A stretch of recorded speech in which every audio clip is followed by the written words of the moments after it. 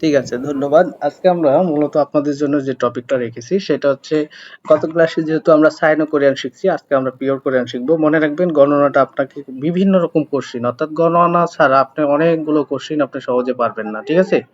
তা আসলে আপনাদের আসলে বিভিন্ন রকম কোশ্চিন গুলো সলভ করার জন্য যে জিনিসগুলো আগে দরকার, অর্থাৎ বিভিন্ন অ্যাপসে যখন পরীক্ষা দিবেন যে টপিকগুলো থেকে কোশ্চিন আসবে বা যেগুলো সলভ করার জন্য আপনাকে সহযোগিতা করবে সেই জিনিসগুলো আমি আপনাদের আগে বোঝাই নেব। এরপরে মূলত আমরা বিভিন্ন রকম কোশ্চিন, প্রশ্ন ব্যাংকের কোশ্চিন সেগুলো সলভ করার চেষ্টা করব। আর প্রশ্ন ব্যাংকে বিভিন্ন টপিক যেগুলো আছে মূলত টপিক বইয়ের বাহিরে, যেমন গ্রাফ বলেন, প্রেসক্রিপশন, আইডি কার্ড, তারপরে দিক নির্দেশনামূলক প্রশ্ন, তারপরে ক্যালেন্ডার, ঘড়ি এ ধরনের একক সংবলিত যত প্রশ্ন আসে একটা করে ক্লাস করবেন আমার। এটা একটা ক্লাসই এনাফ। অনেকে বিভিন্ন রকম টেনশনে থাকেন। গ্রাফ শব্দটা, তার গ্রাফ তো এখন বর্তমানে পরীক্ষায় সর্বনিম্ন ৪ টা আসতেছে। ঠিক আছে? ৪ টা, ৫ টা, ৬ টা। তো আসলে আমার একটা ক্লাসই আপনাদের সেই গ্রাফের জন্য এনাফ। একটা ক্লাসের মাধ্যমে আপনার এমন কোনো গ্রাফ নাই যে গ্রাফে আপনি আটকাবেন। আর আমার যে কোশ্চেন করা আছে সেই কোশ্চেন যদি আপনারা দেখেন বা পরীক্ষা দেন এবং সেই কোশ্চেন মনে করেন যে যদি একবার সলভ করা যায় তাহলে তো মনে করবেন যে আসলে গ্রাফের কোশ্চেন এর চাইতে হার্ড আর হতে পারে না।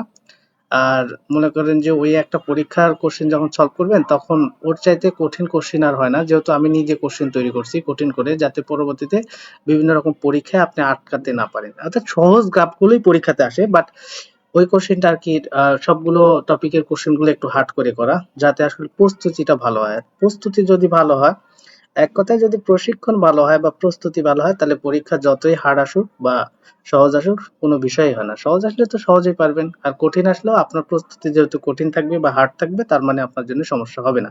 তো যাই হোক, আজকের জন্য আমরা যে টপিকটা সিলেক্ট করেছি সেটা হচ্ছে পিওর কোরিয়ান। তো আপনারা জানেন পিওর কোরিয়ানটা আপনাদের জন্য অত্যন্ত গুরুত্বপূর্ণ একটা টপিক, যেটা বিভিন্ন রকম কোশ্চেনের সাথে আর কি রিলেটেড আছে। তো আমরা দেখি আসলে পিওর কোরিয়ান যে ইয়াটা আছে, গণনাটা আছে, আসলে পিওর কোরিয়ান এটা হচ্ছে মূলত কোরিয়ানদের নিজের গণনা।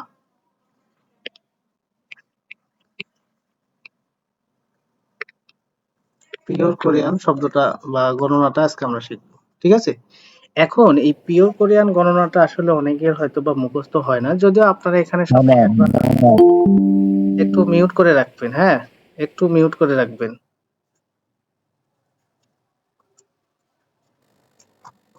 এজন্য বলি দ্রুত ক্লাসে জয়েন করবেন। ক্লাসের মাঝে আপনাদের যখন আমি অ্যাডমিট করাতে যাই তখন মনে করেন যে ক্লাসটা কি পিছায় যায়।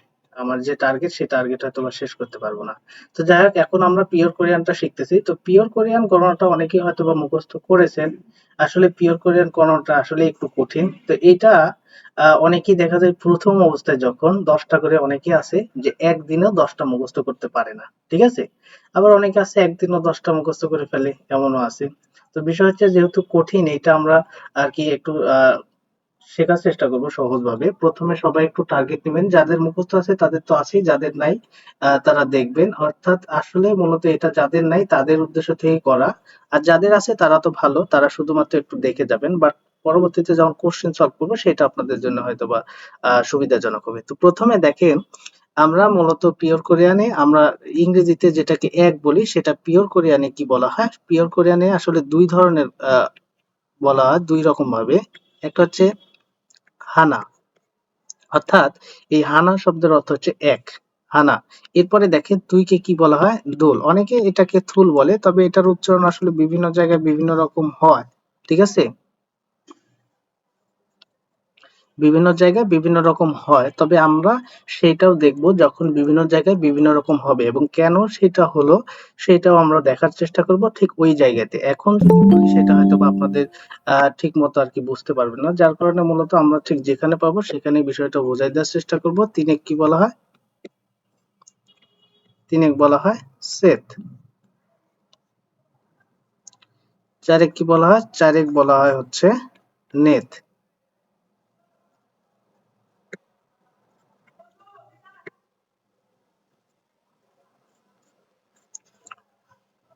আচ্ছা, এখন মূলত আমরা যেহেতু এই গণনাটা একটু কঠিন আমাদের জন্যে। তো আমরা এটা মুখস্থ করার একটা টার্গেট নিব কি, এটার আসলে তেমন কোনো কৌশল আমি দিইনি, কারণ এটা কঠিন আর এটা আয়ত্ত করতে হলে মূলত মুখস্থ করাটাই সবচাইতে বেটার, কারণ এখানে বেশ কিছু জিনিস এটার সাথে রিলেটেড আছে, যার কারণে এটা একদমই মুখস্থ করাটা সবচাইতে বেটার। তো আপনাদের সর্বপ্রথম টার্গেট নিতে হবে ৪টা, অর্থাৎ ১ থেকে ৪ পর্যন্ত এটা টার্গেট নিতে হবে। হানাদুল সেতনেত। সহজ কথায় হানাদুল সেতনেত এই কথাটা আরকি বারবার যখন আপনি নিজে বলবেন, একটু জোরে বলার চেষ্টা করবেন, ঠিক আছে? এতে হয় কি? দেখা যাচ্ছে আপনি জোরে, জোরে বলতেছেন, সেটা আপনার কান পর্যন্ত পৌঁছাইতেছে। এতে করে আপনার মুখস্থটা আরকি দ্রুত হবে এবং মজবুত হবে। অর্থাৎ এটার স্থায়িত্ব বেশি হবে, ঠিক আছে? আনাদুল সেটনেট এই ৪ টা সর্বপ্রথম আপনাদের টার্গেট হবে। এই ৪ টা আপনারা মুখস্থ করবেন। হ্যাঁ? যাদের মুখস্থ নেই তারা খুব সহজে এখনই মূলত এটা টার্গেট নেন যে আজকে ক্লাস থেকে বের হওয়ার আগে আপনাদের ১০ পর্যন্ত মুখস্থ করতেই হবে। তো সর্বপ্রথম ৪ পর্যন্ত টার্গেট নেন হানাদুল সেটনেট। হানাদুল সেটনেট যাদের মুখস্থ নাই বা যাদের মুখস্থ আছে বাট অত মজবুত নাই, তারা মূলত এখনই টার্গেট নিবেন ১ থেকে ৪ পর্যন্ত এটা মুখস্থ করে ফেলার। হানাদুল সেটনেট। ঠিক আছে? এরপরে মূলত আমাদের যে ৫ আছে, তো ৫ এবং ৬, ৫ এবং ৬ এই দুটাকে পরবর্তীতে টার্গেট নেবেন। তো ৫ এ কি বলা হয়? এই ৫ এ বলা হয় দাসত। অনেকে থাসত বলেন, দুইটাই সঠিক, তবে বিভিন্ন জায়গায় আপনাদের বিভিন্ন রকম উচ্চারণ হয়, দাসত হয়, থাসত হয়। তো আসলে যেটা যার মন চায় পড়তে পারেন। এগুলো নিয়ে আবার অনেকে তর্ক বিতর্ক করে, যেটা কি দাসত হবে, এটা কি থাসত হবে, না এটা অমুক হবে। এগুলা নিয়ে আপনারা কখনো তর্কে জড়াবেন না, ঠিক আছে? দুইটাই সঠিক, এগুলো অনেক ঝামেলা আছে, ঠিক আছে? এগুলো নিয়ে যখন আপনারা তর্কে জড়াবেন, তার মানে এটা হচ্ছে একটা বোকামি ছাড়া অন্য কিছু না, ঠিক আছে? তাহলে দাসত ইয়সত, তাহলে সর্বপ্রথম আপনারা ১ থেকে ৪ পর্যন্ত টার্গেট নিলেন। হানাদুল সেতনেত, হানাদুল সেতনেত এই ৪ টা। এরপরে দাসত ইয়সত বা থাসত ইয়সত এই ২ টা টার্গেট নিবেন। তাহলে ৪, ২, ৬ টা একদমই সহজে হয়ে যাবে। অর্থাৎ আপনাদের দেখবেন যে কঠিন হলেও মূলত এই ৬ পর্যন্ত আপনাদের জন্য সোজা। এই ৬ পর্যন্ত আপনাদের জন্য সোজা। যখন আপনার ১ থেকে ৪ পর্যন্ত হানাদুল সেতনেত হয়ে গেল, তারপরে দাসত ইয়াসত এটা আপনারা পড়বেন। তখন পড়ার পরে এই ৬ টাকে আবার একবারে টার্গেট নিবেন। হানাদুল সেতনেত, দাসত ইয়াসত। হানাদুল সেতনেত, দাসত ইয়াসত। এভাবে ৬ পর্যন্ত যখন আপনি মুখস্থ করবেন, দেখবেন অতি দ্রুত হয়ে যাবে। এরপরে আপনারা অনেক টাইমে করেন কি ১ থেকে ১০ পর্যন্ত একবারে টার্গেট নিয়ে ফেলেন। যার কারণে মূলত দেখা যায় যে ৫ পর্যন্তই মুখস্থ হতে চায় না। তো আপনারা অল্প, অল্প টার্গেট নিবেন। যে এই পর্যন্ত মূলত আমি মুখস্থ করি আগে। তারপরে আমি পরের ২ টা ধরি, তারপরে ২ টা ধরি। এভাবে যখন মুখস্থ করতে যাবেন তখন বিষয়টা খুব দ্রুত আয়ত্ত হবে। ঠিক আছে? তাহলে এখন আমাদের টার্গেট ১ থেকে ৪ পর্যন্ত হানাদুল সেতনেত, হানাদুল সেতনেত এভাবে আপনারা ট্রাই করবেন সবাই নিজ, নিজ অবস্থান থেকে। তারপরে ৫ আর ৬ দাসত ইয়াসত এটা আরকি ট্রাই করবেন। তাহলে এরপরে আমরা দেখতে পাচ্ছি ৭, অর্থাৎ দেখবেন ৭ এবং ৮, এই ৭ এবং ৮ হচ্ছে আপনাদের জন্য সবচাইতে কঠিন মনে হবে। তো এইটাই আমি আরকি আপনাদের একটু সহজ করে দেওয়ার চেষ্টা করব। ঠিক আছে? তো দেখেন ৭ এ কি বলা হয়? ইলগোপ। আর ৮ এ কি বলা হয়? ইয়দল।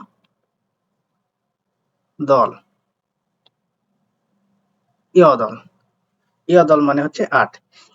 এখন এই ৭ এক বলা হয় ইলগোপ আর ৮ এক বলা হয় ইয়দল।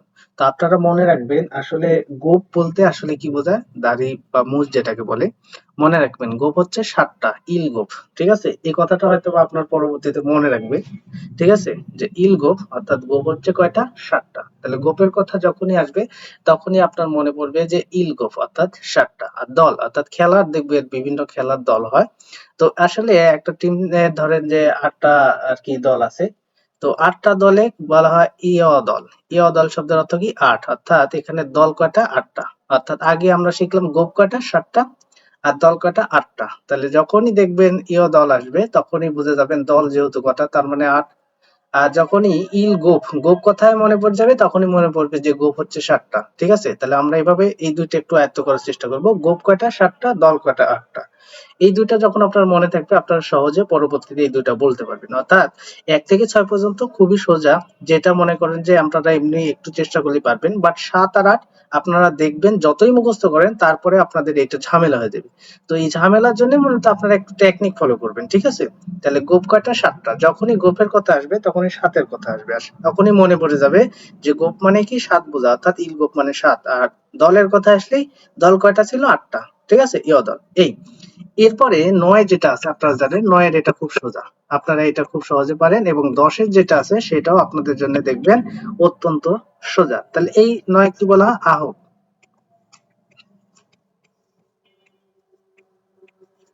আহব।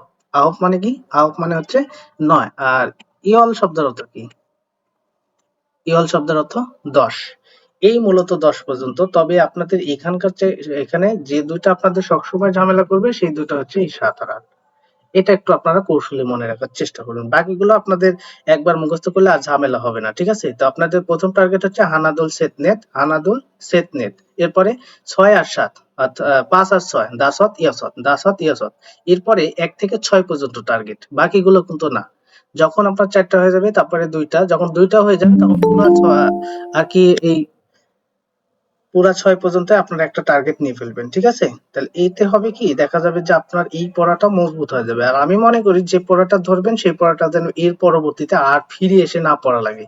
অর্থাৎ আমি আপনাদেরকে এমনভাবে নিয়ে যাইতে চাচ্ছি যে আপনারা যে টপিকটা পড়বেন এই টপিকটা আপনার যেন আর ফিরে দেখা না লাগে। অর্থাৎ এর পরবর্তীতে যেন খুলে দেখা না লাগে।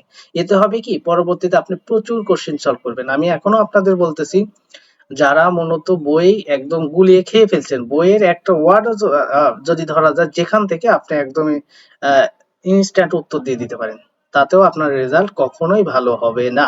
অর্থাৎ বই গুলে যদি পানি দিয়ে গুলায় খায় ফেলেন তাও আপনার রেজাল্ট কখনোই ভালো হবে না। রেজাল্ট ভালো করতে হলে যত রকমের অ্যাপস আছে ফ্রি পরীক্ষা দেওয়ার, সবগুলো অ্যাপসে আপনাকে পরীক্ষা দিতে হবে।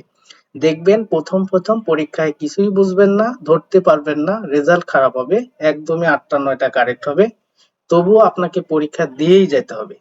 এভাবে যখন আপনি ৬-৭টা অ্যাপস একদম পরীক্ষা দিয়ে শেষ করবেন, আবার রিভাইজ করবেন, অটোমেটিক আপনার রেজাল্টটা ভালো হবে। আপনারা মনে করেন যে আসলে অমুক স্যারের কাছে পড়লে অমুক স্যারের রেজাল্ট এমন হচ্ছে। আরে ভাই রেজাল্ট অমুক স্যারের স্টুডেন্ট হচ্ছে ১০০ অর্থাৎ ৫০০ ১০০০ স্টুডেন্ট। তার মধ্যে ১০ জনের রেজাল্ট হচ্ছে ১৯০ ২০০। এটা কার জন্য হচ্ছে? আপনি দীর্ঘদিন পর্যন্ত ওই লাইনে আছেন, দীর্ঘদিন আছেন, যার কারণে আপনার রেজাল্টটা ভালো হচ্ছে। আর আপনারা ওইটা দেখেই মূলত পাগল হয়ে যান। এটাই হচ্ছে সমস্যা।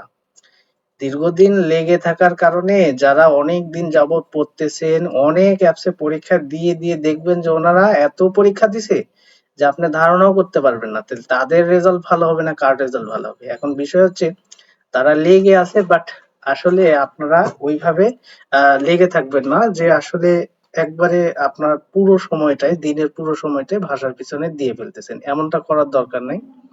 আমার যে ক্লাসটা হচ্ছে ইউটিউবে এইটুকু ক্লাস খালি করবেন। ঠিক আছে? আর ক্লাসের পরে ক্লাসেই যেহেতু হয়ে যায় এরকম চেষ্টা করবেন। বাকি সময়গুলো অন্য কাজে লাগাবেন। এভাবে দেওয়ার পরে যখন সার্কুলারটা হয়ে যাবে তখন আপনি ঠিকঠাক পড়াশোনা করেন। আর আপনারা যেহেতু সকলেই কেউ পরীক্ষা দিছেন, কেউ বই শেষ করছেন, তো তাদের উদ্দেশ্যে বলবো আপনারা এখন থেকেই বিভিন্ন রকম সর্বপ্রথম টপিক টেস্ট কুরিয়া যে সফটওয়্যারটা আছে এই সফটওয়্যারের পরীক্ষা একদমই দিয়ে শেষ করে ফেলবেন। ঠিক আছে? দিয়ে শেষ করার পরে অন্য সফটওয়্যারের দিকে দেখবেন। আগে এই সফটওয়্যারটার পরীক্ষা শেষ করবেন, করার পরে অন্য সফটওয়্যারের দিকে যাবেন। এই সফটওয়্যারটা রিভাইজ করতে হবে। অর্থাৎ দেখা গেছে যে এই সফটওয়্যারে পরীক্ষা শেষ করছেন আর এই সফটওয়্যারের দিকে তাকাও দেখেননি। কিন্তু না, এই সফটওয়্যারে পরীক্ষা দেওয়ার পরে সেটা আবার রিভাইজ করতে হবে। আবার এমনও আছে আপনারা পরীক্ষা শুধু দিয়েই যান। টার্গেট নেন। আমার এই কয় মিনিটের মধ্যে পরীক্ষা দিতেই হবে। এইটা কোনো কথা না। কথা হচ্ছে আপনি পরীক্ষা দিবেন কিন্তু বুঝে শুনে।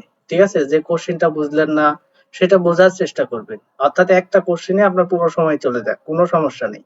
ঠিক আছে? তো আপনি এভাবে যখন আপনি বিভিন্ন কোশ্চেন গুলো সলভ করবেন তখন দেখবেন আপনার রেজাল্ট অটোমেটিকই ভালো হবে। ঠিক আছে?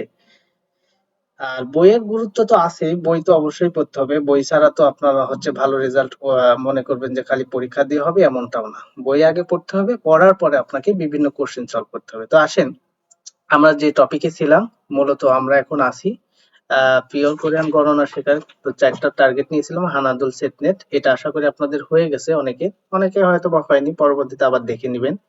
৫ আর ৬ বলা হয় দাসওয়াত ইয়াসওয়াত। এবার আসেন ৭ আর ৮ এ যেটা আমাদের সবসময়ের জন্য সমস্যা সৃষ্টি করবে সেটা হচ্ছে ইলগোপ। গোপ কয়টা? গোপ হচ্ছে ৭ টা। আর দল কয়টা? ৮ টা। ইয়দল মানে ৮। আর ৯ হচ্ছে আহব, ১০ হচ্ছে ইয়ল। এই পর্যন্ত আপনারা ক্লিয়ার করবেন। এরপরে বাকিগুলো আপনারা খুব সহজেই পারবেন। আসলে আমরা সাইনো কোরিয়ানে যেমনটা শিখেছিলাম, পিওর কোরিয়ানে একটু আরকি ডিফারেন্স আছে। তো সেইগুলো আমি আপনাদেরকে দেখানোর চেষ্টা করব। এর পরবর্তী পেজে আমি এখন চলে যাব। অর্থাৎ এবার আমরা শিখব ১০, ২০, ৩০, ৪০ করে মূলত ১০০ পর্যন্ত। ঠিক আছে? অর্থাৎ এইটাও আপনাদের জন্য বলতে পারেন একরকম চ্যালেঞ্জ, অর্থাৎ কঠিন বলতে পারেন। ঠিক আছে? আমরা যেমন আগে সাইনো কোরিয়ানে ১০ পর্যন্ত শিখছিলাম, তার পূর্বে ২ লাগাতে হয়ে গেছে ২০, ৩ লাগালে ৩০, ৪ লাগালে ৪০, এভাবে হয়ে গেছে। বাট পিওর কোরিয়ানের ক্ষেত্রে বিষয়টা একটু উল্টো, অর্থাৎ আমরা বলতে পারি যে ১০ এর জন্য একটা আলাদা শব্দ আছে, ২০ এর জন্য একটা আলাদা শব্দ আছে, ৩০, ৪০ এবার প্রত্যেকটার জন্য, অর্থাৎ প্রত্যেকটা ঘর, আমি বলতে পারি প্রত্যেকটা ঘর বা স্টেজ, হ্যাঁ, ১০ এর একটা স্টেজ, ২০ এর একটা, ৩০ এর একটা, ঠিক আছে? এই স্টেজ গুলো বা ঘরগুলো আজকে আলাদা আলাদা একটা করে শব্দ আছে। এরপরে ধরেন ১০ এর পরে ১ যোগ করেন ১১, ২ যোগ করেন ১২, এভাবে চলবে। আবার ২০ এর পরে ১ যোগ করেন ২১, ২ যোগ করেন ২২, এভাবে চলবে। বাট এই ২০, ৩০, ৪০ এই ঘরগুলো প্রত্যেকটার জন্য আলাদা আলাদা শব্দ আছে। এখন এই আলাদা আলাদা শব্দগুলো মুখস্থ করা বরং একটা চ্যালেঞ্জের ব্যাপার, কারণ এটাও আছে যে এই ১০, ২০, ৩০, ৪০ এভাবে আর কি ৯০ পর্যন্ত আর কি মুখস্থ করা দেখা যাচ্ছে একদিনে হতে চায় না। ঠিক আছে? তা আসলে একটু কঠিন, যেটা কঠিন সেটাকে কঠিন বলতে হবে। তবে এটা এমন ভাবে পড়ার চেষ্টা করবেন যাতে একবার পড়েই আর কি আর পরবর্তীতে পড়া না লাগে। তো আমরা সর্বপ্রথম ১০ থেকে শুরু করব। আপনারা জানেন ১০ এ কি বলা হয়? একটু আগে আমরা দেখলাম ইয়ল মানে হচ্ছে ১০। ইয়লের কিন্তু আরো অনেক অর্থ আছে। ঠিক আছে? ইয়ল মানে খোলা বোঝায়, কোনো কিছু খোলা। আবার ইয়ল মানে জড়ও বোঝায়। ইয়ল মানে তো ১০ বোঝাচ্ছে, এটা তো আপনারা জানেন। এর আরো অর্থ আছে, বাট আমরা পজিশন বুঝে সেই অর্থগুলো করার চেষ্টা করব এবং আমরা বুঝে যাব। সময় ক্ষেত্রে আমরা বুঝে যাব যে ইয়ল শব্দের অর্থ কি দিচ্ছে। ঠিক আছে? আসেন ১০ এর বলা হয় ইয়ল। এরপরে আমরা হচ্ছে ১১, ১১ দেখবো। ১১ কে কি বলা হয়? ১১ কে বলা হয় হচ্ছে, সরি ১১ নয়, এবার ২০ দেখবো। কারণ ১০, ২০ করে আমরা এখন শিখবো।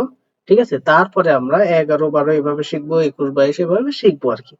তাহলে বিশেক কি বলা হয়? বিশেক বলা হয় সুমুল। মনে রাখবেন সুমুল, সুমুল। অর্থাৎ এই যে আমরা মূল মানে যে পানি বোঝায় না? অর্থাৎ সুমুল, এই সুমুল শব্দের অর্থ বিষ। এখন এই বিষের ক্ষেত্রে আবার একটা জিনিস এখনই শিখে রাখেন, যেটা পরবর্তীতে কাজে লাগবে।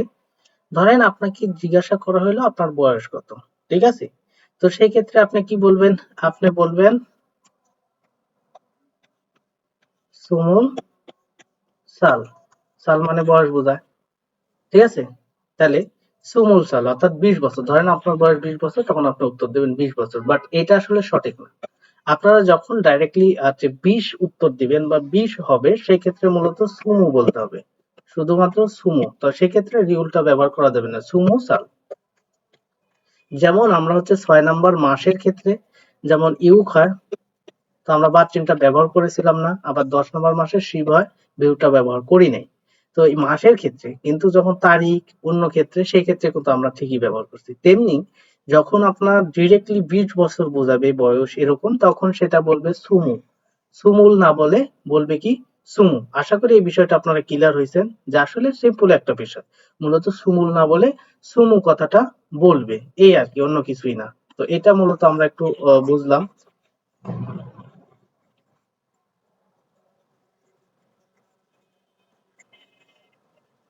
আচ্ছা,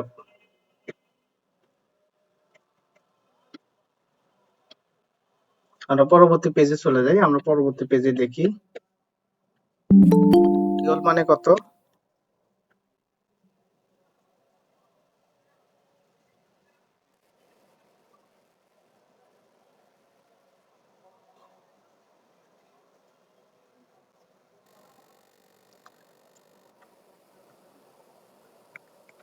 ইয়ল মানে ১০ আমরা শিখলাম। এরপরে বিশেক আমরা কি শিখলাম? সুমুল।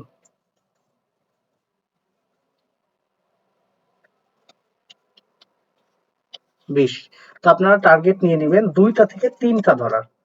অর্থাৎ আমি আপনাদের শেখাবো, অর্থাৎ ১০ যেহেতু আগে আমরা মুখস্থ করে ফেলছি, ১০ এর আমরা টার্গেট নিব না। ঠিক আছে? ১০ এর কি করব না? টার্গেট নিব না। তো এর পরবর্তীতে আমরা টার্গেট নিব ৩০,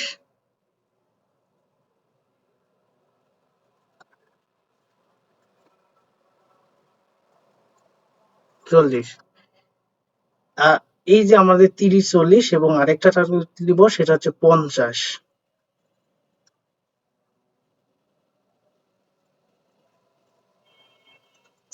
সুমুল, সরুন, মাহুন, সুইন আমাদের টার্গেট থাকবে এই চারটা। ইওল যেহেতু আমরা আগে মুখস্থ করে ফেলছি, এবার আমরা টার্গেট নেবো 20 30 40 50। সুমুল, সরুন, মাহুন, সুইন। সুমুল, সরুন, মাহুন, সুইন। এই চারটা আমরা একবারে টার্গেট নেব মুখস্থ করার, এর বেশি আমরা টার্গেট কখনোই নিব না। মূলত যারা এখনো মুখস্থ করতে পারেনি বা যাদের মুখস্থটা এখনো মজবুত হয়নি, হুট করে ধরলে আপনি বলতে পারেন না, তারা মূলত এই পদ্ধতি ফলো করবেন। ঠিক আছে, সুমুল, সরুন, মাহুন, সুইন। সুমুল, সরুন, মাহুন, সুইন। এখন এখানে বানানের বিভিন্ন রকম সমস্যাগুলো আছে, এগুলো যদি আপনারা ওইভাবে না দেখতে চান তাতেও সমস্যা নাই। তবে আপনাদের মুখস্থ করে রাখাটা বা লিসেনিং এ ধরার বিষয়টাই হচ্ছে মূল বিষয়। ঠিক আছে, কারণ আমাদের এই ইপিএস এর পরীক্ষাগুলো তো আর আপনার রিটেন পরীক্ষা হবে না, সেখানে মূলত হয় সামনে দেখে পড়বেন অথবা শুনে বুঝবেন, এই দুটা। যার কারণে আপনারা যদি বানানটা দেখেন না দেখেন তাও সমস্যা নাই, কিন্তু আপনাকে মূল কথা হচ্ছে এটা চট করে ধরলে বা একজন উচ্চারণ করলে যেন আপনি চট করে ধরে ফেলতে পারেন, অর্থাৎ আপনার সেকেন্ডের মধ্যে যেন বলে দিতে পারেন। ঠিক আছে, তো সেইভাবে আর কি আপনাদের পড়তে হবে। তো এখানে মূলত সুমুল, সরুন, মাহুন, সুইন এই চারটা যখন আপনি টার্গেট দিবেন তার মানে আপনার 50 পর্যন্ত হয়ে গেল, কারণ ইয়ল মানে 10 সেটা তো আগেই পড়ে নিছেন। তাহলে সুমুল, সরুন, মাহুন, সুইন খুব দ্রুত এভাবে আপনারা বারবার বারবার যখন বলবেন একটু জোরে জোরে, তখন দেখবেন অতি দ্রুত আপনাদের মুখস্থ হয়ে যাবে। ঠিক আছে, এবার আসেন আমরা মূলত যেহেতু এরপরে 60, তো 60 আমরা দেখার চেষ্টা করব, একটু খেয়াল করেন। ইয়ে শুন, ইয়ে শুন, ইয়ে শুন শব্দের অর্থ হচ্ছে 60। ইয়ে শুন মানে বোঝায় 60। তাহলে আমরা এদিকে টার্গেট নিলাম হচ্ছে 20 থেকে 50 পর্যন্ত, 10 এ আগেই করছি, তার মানে 50 পর্যন্ত আমাদের ক্লিয়ার হয়ে গেছে, তখন আমরা চারটা একবারে মুখস্থ করছি। এরপরে আমরা দুইটা ধরবো, যেমন আমরা এর আগে শিখছিলাম কি 1 থেকে 4 পর্যন্ত, 4 পর্যন্ত একবারে, আর 5 আর 6 আলাদা শিখছিলাম, তারপরে 7 আর 8 আলাদা শিখছিলাম। তো এখন আমরা একদমই 50 পর্যন্ত ক্লিয়ার করার পরে মূলত 60 আর 70 কে টার্গেট করব। ঠিক আছে, এখন একটু খেয়াল করে দেখবেন এইটার উচ্চারণটা কি হয়।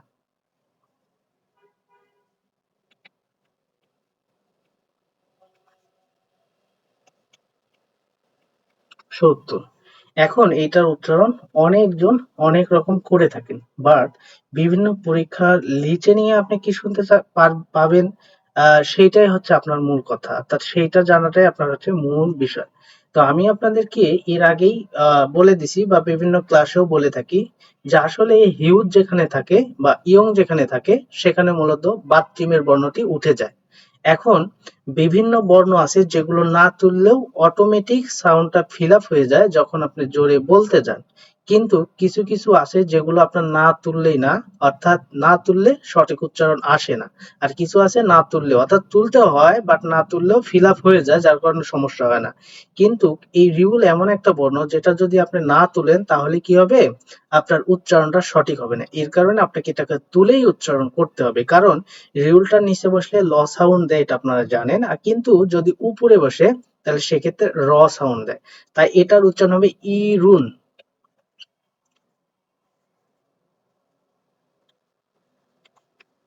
ইরুন, এটার উচ্চারণ কি হবে, এটার উচ্চারণ হবে ইরুন। এখন আপনার টার্গেট হবে এই দুইটা, ইয়েসুন, ইরুন। ইয়েসুন, ইরুন, অর্থাৎ 60 আর 70।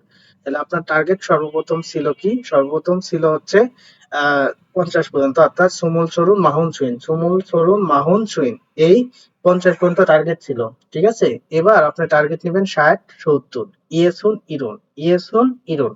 যখন এই 60 আর 70, এই 60 আর 70 কিন্তু আপনাদের বিভিন্ন সময় বিভিন্ন রকম ঝামেলা হবে। ঠিক আছে, কারণ এর পরবর্তী অর্থাৎ দেখবেন যে 50 পর্যন্ত আপনাদের জন্য সোজা হয়ে যাবে, বাট পরবর্তী যে কটা শিখবেন আপনাদের জন্য একটু কঠিন হবে।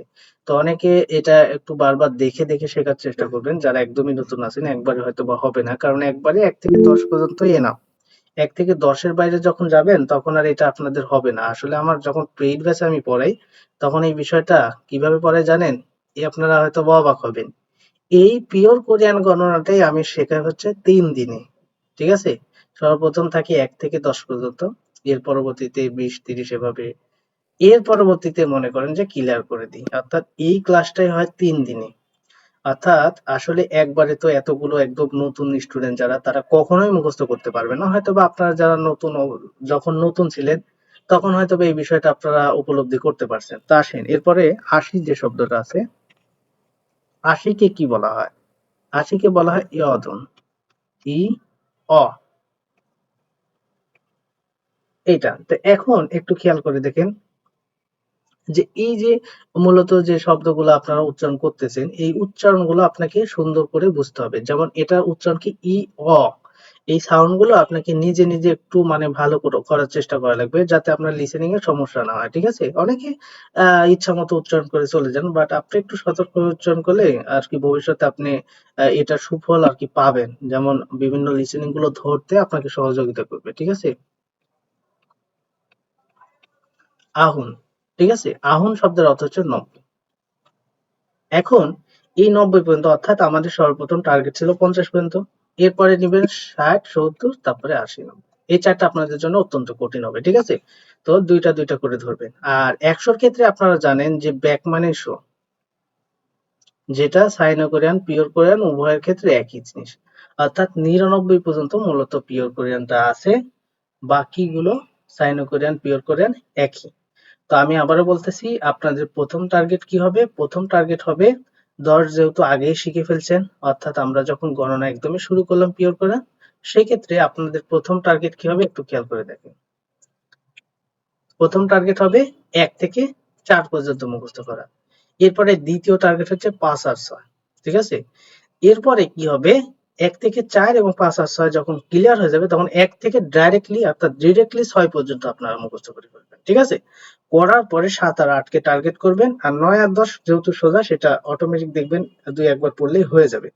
তো এইটা কমপ্লিট করার পরে আপনারা কি করবেন এই ২০ থেকে শুরু করবেন সুমুল সরুন মাহুন ছুইন তার মানে ৫০ পর্যন্ত ক্লিয়ার হয়ে গেল সুমুল সরুন মাহুন ছুইন এখন দেখবেন যে সুমুল সরুন মাহুন ছুইন আপনারা ২ ৩ বার পড়াতে আপনাদের মুখস্থ হয়ে যাবে মনে করবেন যে পড়া হয়ে গেছে বাট এটা কিন্তু পড়া হয়নি কেন হয়নি জানেন কারণ আপনাকে যেন চট করে যদি মাহুন বলা হয় কত এটা আসতে হবে আপনার ব্রেন থেকে আসতে হবে যতক্ষণ পর্যন্ত এইভাবে না আসবে ততক্ষণ পর্যন্ত হয়নি আপনার পড়া আপনারা মনে করেন যে সুমুল চরণ মাহুন ছুইন এখনই তো মুখস্থ হয়ে যাবে এটা আসলে পড়া না এখনই মুখস্থ হয় এটা না মুখস্থ হওয়া বলতে বোঝাবে কি যে আপনাকে চট করে ধরলেই যেন সেটা বলে দিতে পারেন তখন যখন এই ৫০ পর্যন্ত হবে তখন টার্গেট নেবেন ৬০ ৮০ ৭০ ইয়েসুন ইরুন উচ্চারণটা একটু খেয়াল রাখবেন এই ইরুনের ঠিক আছে অনেকে উচ্চারণ করেন ইল হুন বাট এটা আসলে সঠিক না লিসেনিং অমনটা শোনা যায় না তো শোনা যায় কি ইরুন এরপরে ইয়েদুন আহুন ইয়দুন আহুন আর লাস্টে ব্যাক মানে ১০০ ব্যাকটা আমরা আপাতত নিব না যেহেতু সেটা মুখস্থ করে ফেলছি তাহলে আমরা আপাতত এটাকে বাদ রাখলাম অর্থাৎ ৬০ ৭০ ৮০ ৯০ এই দুইটা দুইটা করে টার্গেট নেবেন এবার এইটা যখন আপনাদের কমপ্লিট হয়ে যাবে মনে রাখবেন এইটা কমপ্লিট হয়ে যাওয়ার পরে আপনারা নিজে নিজে ট্রাই করে দেখবেন লিখবেন ৬০ আসে কিনা ঠিক আছে ৬০ আপনার আসলে মন থেকে আসতেছে কিনা যে শব্দটা ৬০ মানে কি কোরিয়ান ভাষায় ইয়েসুন বলে ঠিক আছে আবার ২০ মানে কি সুমুল এই শব্দগুলো আসতেছে কিনা যদি আসে তখন দেখবেন আপনার পড়াটা হয়েছে এবার আসেন আপনি ধরেন কোন একটা সংখ্যা আপনি লিখবেন সাপোজ আমি আপনাকে বললাম কি ধরেন আপনি লিখলেন হচ্ছে ৪৪ এটা বাংলায় লিখলাম যদিও ৪৪ মনে রাখবেন এই ৪৪ লিখতে হলে আমি যেহেতু আপনাদের প্রত্যেকটা স্টেপ শিখাইছি ২০ ৩০ ৪০ তো ৪৪ লিখতে হলে আপনাকে কি লিখতে হবে আগে আগে ৪০ লিখতে হবে তো ৪০ লিখলে তারপরে আপনি কি আর কি পারবেন ঠিক আছে তাহলে আপনাকে কি করতে হবে ৪০ আগে লিখতে হবে তো ৪০ কে কি বলা হয় মাহুন এই মাহুন মানে ৪০ এরপরে আমরা যেহেতু আগে শিখছি কি ৪০ এর সাথে যখন ৪ যোগ করা হয় তখন সেটা হয় ৪৪ তাহলে সেক্ষেত্রে এই মাহুন মানে ৪০ ৪০ এর সাথে এখন ৪ যোগ করেন তো ৪ কে কি বলা হয় অর্থাৎ আপনারা এর আগে শিখছেন আনাদুল সেট নেট তার মানে এখানে কি হয় নেট হয় একটু খেয়াল করবেন আমি আরো কি বেশ কিছু চেঞ্জ দেখাবো ঠিক আছে আপাতত শেখার সুবিধার্থে শেখাচ্ছি নেট তাহলে মাহুন নেট ঠিক আছে এইরকম ভাবে বাট এবার আমরা একটু ডিফারেন্স গুলো শিখবো সেটা হচ্ছে চারটা আছে যে ১ ২ ৩ ৪ অর্থাৎ হানা আপনারা জানেন যে হানা আরেকটা আছে দুল আরেকটা আছে সেত আরেকটা আছে নেত এই চারটাকে আমরা এখন একটু ডিফারেন্স করে পড়বো অর্থাৎ সাধারণত আমরা বিভিন্ন রকম কোশ্চেন বা বিভিন্ন জায়গায় হানাদুল সেত নেত এরকম রূপে পাবো না তাহলে পাবো কি রূপে পাবো হচ্ছে হান দু সে নে এই রূপে আমরা পাবো হান্দু সেনে। তাহলে আমাদের প্রথম টার্গেট যেহেতু আমরা আনাদুল সেতনে থাসত ইলগোপীয় দল আহপীয়, এভাবে যখন আপনি বলতে পারবেন আনাদুল সেতনে থাসত ইলগোপীয় দল আহপীয়, এভাবে বলতে পারার পরে চট করে ধরলে যেন আপনি বলতে পারেন, সেইটা যখন হয়ে যাবে তখন আপনারা এই 1 থেকে 4 পর্যন্ত এটাকে চেঞ্জ করবেন হান্দু সেনে, হান্দু সেনে। এবার হান্দু সেনে দিয়ে হান্দু সেনে থাসত ইলগোপীয় দল আহপীয়, এভাবে যখন ক্লিয়ার হয়ে যাবে এরপরে আপনারা কি করবেন, এই যেখানে যেহেতু আছে 44টা আসলে এখানে নেট হবে না, এভাবে আসলে ইউজ করা যায়, বাট আপনি কোশ্চিনে যেভাবে দেখতে পাবেন সেটাই বুঝতে হবে। তাহলে 40টা ঠিকঠাক থাকবে মাহুন, 40-এ যেটা মাহুন ছিল সেটা ঠিকঠাক থাকবে। আর 4টা কি আছে, 4টা শুধুমাত্র নে হবে, মাহুন নে, নেত না হয়ে কি হবে, নে। এটাই মূলত 44 বোঝাবে, অর্থাৎ 1 থেকে 4 পর্যন্ত একটু সংক্ষিপ্ত হয়ে যাবে। অর্থাৎ হানা ছিল হয়ে যাবে হান, দোল ছিল হয়ে যাবে দু,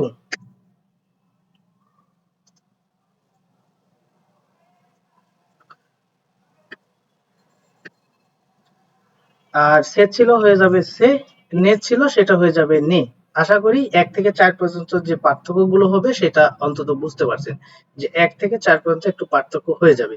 এবার আসেন, আপনি যদি একটা সংখ্যা লেখেন, অর্থাৎ ধরেন আপনি লিখবেন 51, আপনি লিখবেন কত, আপনি লিখবেন 51। তো 51 লিখতে হলে আপনাকে 50 লিখতে হবে, তার সাথে কত লিখতে হবে, 1 লিখতে হবে। তো 50 কে কি বলা হয় সেটা আপনি জানেন, যে সুইন মানে হচ্ছে 50। তো এখানে আমি লিখে দেখাই, সু, একটু মিউট রাখেন, কার জন্য আনমিউট করা আছে মিউট করে রাখেন। এই সুইন, এই সুইন শব্দের অর্থ কি, সুইন শব্দের অর্থ 50। তাহলে 50-এর সাথে আরো 1 লিখতে হবে। তা এই 50-এর সাথে 1 কিভাবে লিখবেন, আপনি কি লিখবেন হানা নাকি লিখবেন হান? অবশ্যই লিখবেন সংক্ষিপ্ত, যেটা পরে চেঞ্জ হয়েছে যেটা, হান, সুইন হান। ঠিক আছে, এখন দেখেন এইটার উচ্চারণ, এ তাহলে নিয়মটা কি উপরে উঠে না, উঠে। বাট আপনি যদি নাও তুলেন, আপনি যখন জোরে জোরে উচ্চারণ করতে যাবেন অটোমেটিকই সেটা ওখানে চলে যাবে, বা সাউন্ডটা ওইরকম হয়ে যায়, না তুললেও সাউন্ডটা এখানে ফিল আপ হয়ে যায়, যেমনটা রেগুলটা হয় না। তো আসলে কিছু কিছু আছে যেগুলো না তুললেও হয়ে যায়, আর কিছু কিছু আছে যেগুলো তুলতেই হয়, যার কারণে মূলত তুলে উচ্চারণ করাটা সবচেয়ে বেটার। তাহলে এভাবে মূলত আপনার প্রতি স্টেপে কি করবেন, প্রতি স্টেপটা আর কি ধরার চেষ্টা করবেন, যে কোনো সংখ্যা মুখস্থ করার পরে আপনারা ওইভাবে ট্রাই করবেন, যে আসলে নিজে নিজে ট্রাই করবেন। ধরেন আপনাকে লিখতে হবে, ধরেন কত, 93 সাপোজ। কারণ 93 লিখতে হলে আপনাকে আগে 90 জানতে হবে, তার সাথে যেহেতু আমরা 10 20 30 40 এভাবে শিখছি 90 পর্যন্ত, তার সাথে 3 লাগাতে হবে। ঠিক আছে, এখন আপনি হচ্ছে 90টা খুব সহজে জানেন, কারণ 90 শব্দটা আছে খুব সোজা, আহুন, আহুন, তার সাথে যেহেতু মূলত 3 যোগ করতে হবে, তাহলে 3 এ এখন কি বলবেন, সেদ বলবেন নাকি সে বলবেন, যেহেতু আমরা সংক্ষিপ্ত ব্যবহার করি সংক্ষিপ্তটা ব্যবহার করবেন, সে, আহনছে, অর্থাৎ ছেদ থেকে আছে সে।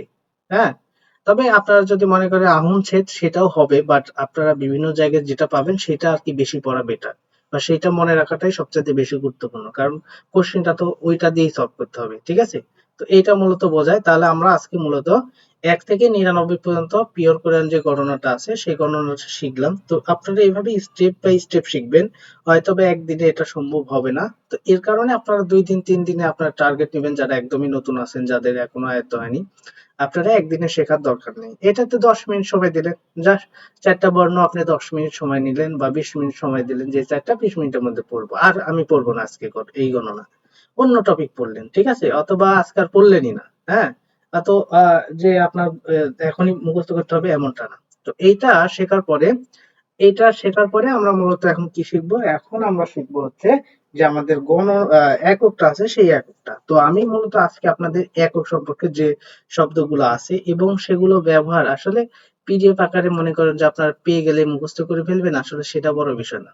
বড় বিষয় হচ্ছে আমি যে আপনাদের যে টেকনিক গুলো বলে দেবো বা যে কথা দ্বারা আপনাদের বোঝাই দেবো, এইটা হচ্ছে আপনাদের সবচেয়ে মূল বিষয়। ঠিক আছে, তাছাড়া তো বই দেখে সবাই বইয়ের বাংলা আছে সেটা দেখেই তো আপনারা পড়ে ফেলতে পারেন, বা গ্রামারও তো দেয়া আছে, বাংলাতে আছে, সেটা দেখেই তো আপনারা পড়তে পারেন। তাহলে তো বিভিন্ন কোচিং সেন্টারে বা বিভিন্ন কোর্সে যুক্ত হওয়ার কোনো দরকার নেই, ঠিক আছে? এখন কোচিং সেন্টারে কেন যুক্ত হয়? একটা পড়াটা গাইডলাইনের মধ্যে থাকে, আবার দেখা যাচ্ছে বিভিন্ন রকম কোশ্চেন গুলাতে পরীক্ষা দেওয়া যায়, সেই কোশ্চেন গুলো সলভ করা যায়, এর কারণে আসলে কোচিং সেন্টারে আন্ডারে যাইতে হয়। বাট সেটা মনে রাখতে হবে যে যার যেখানে ভালো লাগে সেখানে যাবেন, বাট অল্প কোর্স যেখানে এবং ভালো সার্ভিস যেখানে পাওয়া যায় দেখে শুনে বুঝে সেখানে যাইতে হবে, ঠিক আছে? এখন আপনি দেখা গেল যে একটা ভালো নাম করা উঠে গেছে সেই নাম, হ্যাঁ, কিন্তু কোর্স ফিটা অনেক বেশি, ঠিক আছে? সেখানে যাওয়ার তো দরকার নেই। আবার দেখা যাচ্ছে অ্যাভেলেবল স্টুডেন্ট যেখানে আপনি একটা প্রশ্নও জিজ্ঞাসা করতে পারবেন না, তাহলে সেখানে আপনি কি শিখবেন? হ্যাঁ, তিনিও অনেক ভালো বোঝান, বাট সেখানে যদি আপনি একটা প্রশ্ন না করতে পারেন, বা সেই সাপোর্টটা যদি না পান, তাহলে তো আপনার সেখানে অযথা টাকা দিয়ে ভর্তি হতে কোনো লাভ নেই। আপনি আপনার একটা প্রশ্ন থাকতেই পারে, সেটা সরাসরি করার মতো সুযোগ থাকতে হবে, আমি মনে করি এটা, ঠিক আছে? আসলে দেখছি আমি এই সুযোগগুলো আসলে থাকে না। তো যাই হোক, আমি সেই বিষয়ের দিকে যাচ্ছি না। আমরা এককটা একটু শেষ করার চেষ্টা করব, যেহেতু সময় প্রায় শেষের দিকে চলে আসছে। তো দেখা যাক এককটা কতটুকু শেষ করা যায়, এবং এককের কোশ্চিন আমি সামনের ক্লাসে আপনাদের সলভ করে দেব। যদি আজকে যেগুলো এককের তথ্যগুলো দেব, এগুলো যদি কেউ এই পুরো সপ্তাহের মধ্যে কাভার করতে পারেন, তাহলে সামনের ক্লাসটা তার জন্য মনে হবে একদম পানি, অর্থাৎ যেটা ধরবো সেটা পানির মতো মনে হবে, তবে গণনাটা সহকারে, ঠিক আছে? গণনাটা সহ আমি এখন যেগুলো নোট করে দিব এবং বোঝাই দিব, সেগুলো আর কি আপনারা কি করবেন, আয়ত্ত করে ফেলতে পারবেন। তো আমরা এখন মূলত বিভিন্ন একক শিখবো, ঠিক আছে? একক। তো একক এখন আমরা যেটা শিখবো সেটা হচ্ছে পিওর কোরিয়ান।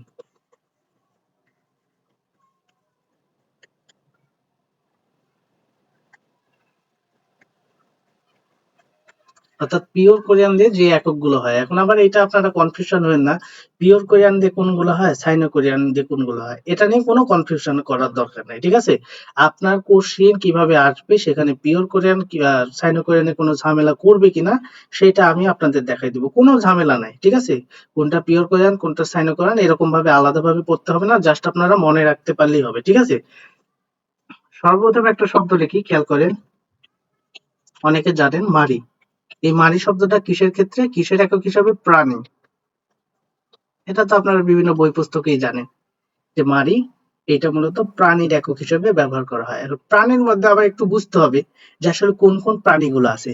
হ্যাঁ, কোন কোন প্রাণীগুলো আছে মনে রাখবেন। মানুষও তো এক প্রকার প্রাণী, কিন্তু মানুষের ক্ষেত্রে কিন্তু মারি শব্দটা না, ঠিক আছে? মানুষের ক্ষেত্রে মারি শব্দটা না, তাহলে মারি শব্দটা কোন কোন ক্ষেত্রে? পশু পাখি। পশু পাখি যেহেতু একটা প্রাণী, তাহলে আপনি বলতে পারেন পশু পাখি। তারপরে দেখবেন মাছ।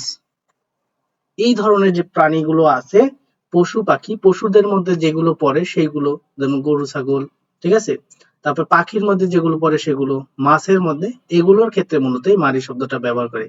সেক্ষেত্রে মানুষ কিন্তু এক ধরনের প্রাণী, মানুষের ক্ষেত্রে কিন্তু না, মানুষের ক্ষেত্রে আলাদা আছে, ঠিক আছে? এক কথায় যাদের বুদ্ধি আছে তাদের ক্ষেত্রে তারা প্রাণী হলো, তাদের জন্য আলাদা আছে, ঠিক আছে? তো এই মারি শব্দটা আশা করি বুঝতে পারছেন যে আসলে প্রাণীর ক্ষেত্রে ব্যবহার হয়, এবং সেই প্রাণীগুলো কি কি হতে পারে। কেন হুট করে ধরেন যে অনেকে নতুন আছেন, মারি মানে প্রাণী, পানির একক হিসেবে ব্যবহার হয়, এক জায়গায় কোশ্চেনে দেখলেন মাছ চলে এলো, মাছের একক কি, আপনি মনে করেন চিন্তায় অস্থির হয়ে গেছেন। এই মনে এরকম কোশ্চেন গুলো আসলে অনেক টাইমে ওইভাবে অত কঠিন কোশ্চেন আসে না, বাট আপনারা দেখা যায় এই হুট করে কোথাও একটা কোনো গ্রুপে একটা কোথায় থেকে আজগুবি একটা প্রশ্ন আপনাদের মাঝে দিয়ে দিছে, ওইটা নিয়ে পড়ে গেছে, হ্যাঁ, ঘন্টার পর ঘন্টা এখান থেকে ওখানে ট্রাই করতেছে। আরে ভাই, ওগুলো তো মনে করেন যে আপনাদের কনফিউশন করার জন্য ওরকম করে আর কি সাইডে দেয়, ঠিক আছে? ওগুলো নিয়ে তো টেনশন করার দরকার নেই, ঠিক আছে? যেগুলো কোশ্চেন আসবে সেগুলো নিয়ে আর কি একটা নির্দিষ্ট গাইডলাইনের মধ্যে পড়লেই এনাফ। তো দেখেন মারি শব্দটা নিয়ে অন্তত ক্লিয়ার হয়ে গেছেন, এবার আসেন।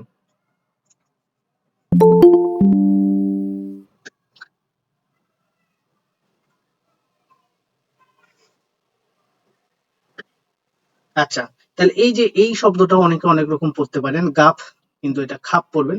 আসলে এগুলো পরবর্তীতে চেঞ্জ হবে, এবং চেঞ্জ কেন হবে কিভাবে হবে সেই জিনিসটা আমি বুঝে দেবো, ঠিক আছে? এখন আমি যদি আপনাদেরকে একটা কথা বলি, এই খাপ বা গাপ, এটার অর্থ কি? প্যাকেট। এখন খাপ বলতেছি, গাপও বলতেছি, কি একটা মুশকিল। এখন কেন খাপ বলতেছি, কেন গাপ বলতেছি সেটা ব্যাখ্যা এখনই করতেছি, একটু অপেক্ষা করেন। তাহলে প্যাকেট, এটার কিসের একক হিসাবে? প্যাকেটের একক হিসাবে, প্যাকেট। প্যাকেট জাতীয় জিনিসের। এখন দেখেন আপনি দোকানে গিয়ে এক প্যাকেট কোনো কিছু চাবেন, তাহলে আপনি কি কোরিয়ান ভাষায় এক বলবেন না? এক কি বলবেন? হান। এখন দেখেন তো এটাকে কি খ পড়তে পারবেন? কারণ গিউকটা মাঝে পড়ে গেল তো সেটার উচ্চারণ হয় গ। এখন হান খাপ পড়বেন নাকি হানগাপ পড়বেন? নিঃসন্দেহে আপনি হানগাপ পড়বেন, গ পড়বেন। এজন্য মূলত যখন শুধুমাত্র এটা পড়বেন তখন তো খাপই হয়, কারণ গিউক প্রথমে বসলে খ হয়। তো এগুলো নিয়ে অনেক টাইমে অনেকে বিভিন্ন তর্কে বিতর্কে জড়ায় যান, এগুলো করবেন না, ঠিক আছে? সব সঠিক মনে রাখবেন, ঠিক আছে? তবে আপনাকে আপনাদের এটা মনে রাখবেন যে আমি যেগুলো দেওয়ার চেষ্টা করব যথাসাধ্য পিওর গুলোই দেওয়ার চেষ্টা করব। তাহলে এখানে খাপ বলেন। তাহলে খাপ শব্দটা কেন আমি বলি দেখেন, এটা যেহেতু প্রথমে বসে তাই খ, ঠিক আছে, বাট এটা মনে রাখাটা আপনাদের জন্য সুবিধা হবে খাপ। কারণ খাপ শব্দটা আমরা অনেক পরিচিত, কিন্তু গাপ হলে বেশি মনে থাকবে না। তাই খাপ মানে কি? প্যাকেট। এখন প্যাকেট বলতে তো অনেক কিছুই বোঝায়, যেমন আপনার যে বিভিন্ন জিনিসের যে প্যাকেট গুলো হয়, তারপরে ম্যাসের প্যাকেট হতে পারে, সিগারেটের প্যাকেট হতে পারে। এই ধরনের প্যাকেট জাতীয় যেগুলো আছে সেই প্যাকেট বোঝাতে, প্যাকেটের একক বোঝাতে মূলত এই শব্দটা ব্যবহার করা হয়ে থাকে। ঠিক আছে, আপনাদের নতুন বইয়ে এই বিষয়গুলো অনেক সুন্দরভাবে তুলে ধরা হয়েছে, সেগুলো আপনারা দেখবেন, ঠিক আছে? তাহলে এটা অন্তত ক্লিয়ার হয়ে গেলাম। প্রাণীর একক মারি, কোন কোন প্রাণীগুলো হতে পারে, খাপ মানে প্যাকেট, প্যাকেট কোন কোনগুলো হতে পারে, এগুলো অন্তত ক্লিয়ার হয়ে গেছে, ঠিক আছে? এরপরে আসেন দে। আমার এক স্টুডেন্টের এই এককটা আসছিল দে, ঠিক আছে, যেটা গাড়ি বা মেশিনারিজ, গাড়ি বা মেশিন, যেগুলো মেশিন জাতীয় জিনিস, সেগুলোর ক্ষেত্রে এই দে টা ব্যবহার করা হয়, এটা একক হিসেবে ব্যবহার করা হয়ে থাকে, ঠিক আছে? এবার আমরা যেটা শিখবো যে মানুষের ক্ষেত্রে সাধারণত সাধারণ মানুষ যেটা, ঠিক আছে, সা রাম, এটা মিউম হবে, সারাম। আরেকটা শব্দ আছে, এটা সমার্থক শব্দ হিসেবে ব্যবহার হয় মিয়ম। এটা সাধারণ মানুষদের ক্ষেত্রে মূলত এটা ব্যবহার করা হয়ে থাকে। অর্থাৎ ধরেন উচ্চ পর্যায়ের মানুষ আর সাধারণ মানুষ দুইটা লেভেলে ভাগ করা হয়েছে। তো সাধারণ মানুষের ক্ষেত্রে মূলত এটা ব্যবহার করা হয়ে থাকে। যেমন আমি বলতে পারি ৫ জন মানুষ, ঠিক আছে? তো ৫ জন সাধারণ মানুষের ক্ষেত্রে আমি বলতে পারি যে যেহেতু ৫ জন, তাহলে আপনারা কি বলবেন? থাসত বা দাসত? থাসত মিয়ম, ৫ জন, ঠিক আছে? এটা বলতে পারেন। আবার থাসত ছাড়াম, ৫ জন মানুষ, এটাও বলতে পারেন। তবে মিয়ম শব্দটা বেশি ব্যবহার করা হয়ে থাকে। বাট এটাই যখন সম্মানিত ব্যক্তির ক্ষেত্রে ব্যবহার করা হয়ে থাকে, ওই একই জিনিস দেখেন ব্যবহার করা হয় বোন। বোনের আরেকটা অর্থ আছে, এই বোন কিসের ক্ষেত্রে?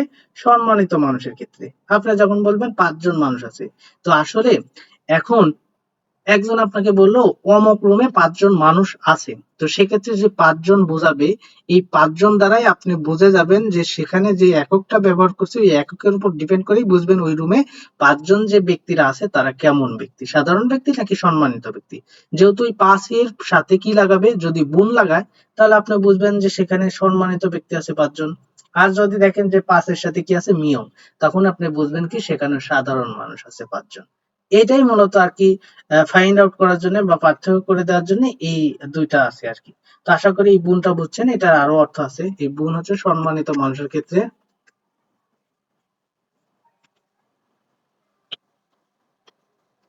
সম্মানিত মানুষ। এই গুণের আরেকটা অর্থ হচ্ছে মিনিট, আপনারা জানেন, ঠিক আছে? আচ্ছা, এরপরে আরেকটা গুরুত্বপূর্ণ জিনিস যেটা পরীক্ষায় আসে, জাম, এটা কি? কাগজ।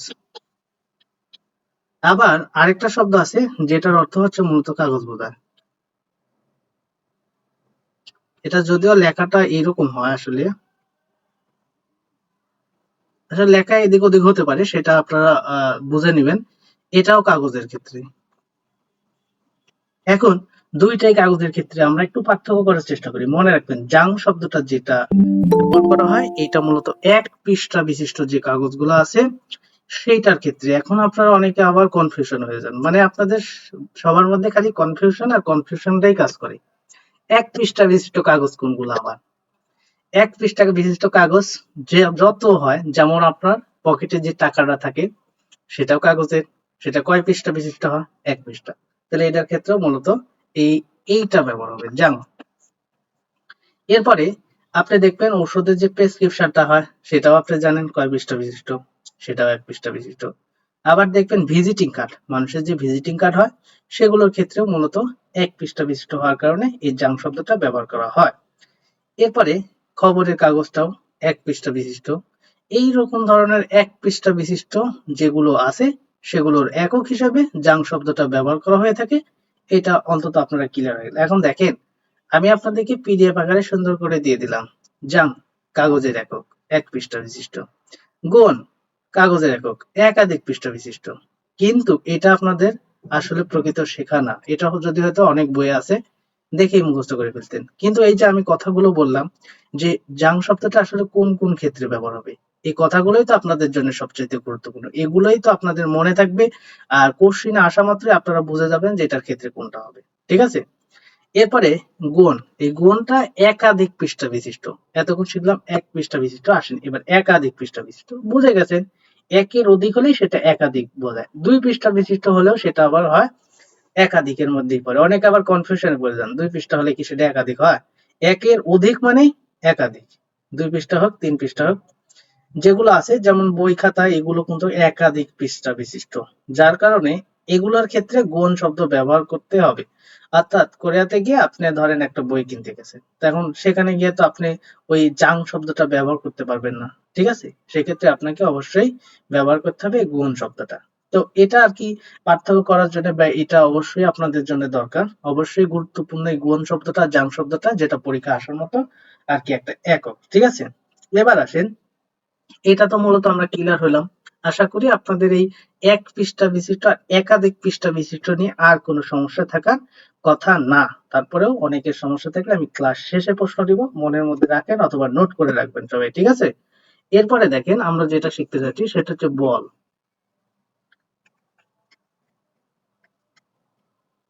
বল এটা কি? পোশাক।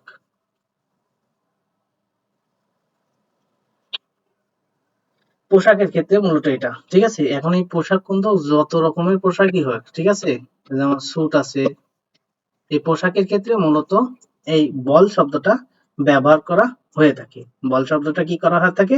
ব্যবহার করা হয়ে থাকে। ঠিক আছে? তাহলে এটা নিয়ে আপনাদের তেমন কোনো কনফিউশন নেই। এবার আসেন আমরা মূলত কনফিউশনের জায়গাতে আসি। ঠিক আছে? অনেকে একটু কনফিউশন হয়ে যায়। এটাকে আমি উচ্চারণ করি খুরুত, খুব সহজে মুখস্থ হয়। ঠিক আছে? খুরুত বা গুরুত যেটা বলেন সমস্যা নেই। এই খুরুত বা গুরুত যেটাই বলেন, এইটা আসলে কি বোঝায়? খুরুত মানে আসলে অনেকে জানে যে বাটি, যে বাটিগুলো থাকে, আসলে বাটি বোঝায়। আসলে এটা বাটি বোঝায় না, এটা দ্বারা আসলে গামলা যেটাকে বল বলে, আমরা আমাদের ভাষায় বলি গামলা, আর এটাকে সাধারণত অনেকে বল বলে, বিভিন্ন জায়গায় আমি দেখছি। ঠিক আছে? তা আসলে আমরা আমরা নাটোরের মানুষ, তো আসলে নাটোরে এটাকে গামলাই বলে। ঠিক আছে? তা আসলে এই খুরুত শব্দের অর্থ হচ্ছে গামলা, মনে রাখবেন। ঠিক আছে? খুরুত মানে কি? খুরুত মানে হচ্ছে গামলা বোঝাবে। তাহলে বাটি বোঝায় কোনটা দিয়ে? এই যে অনেকে এটাকে উল্টা পাল্টা করে ফেলতেন, খঙ্গি।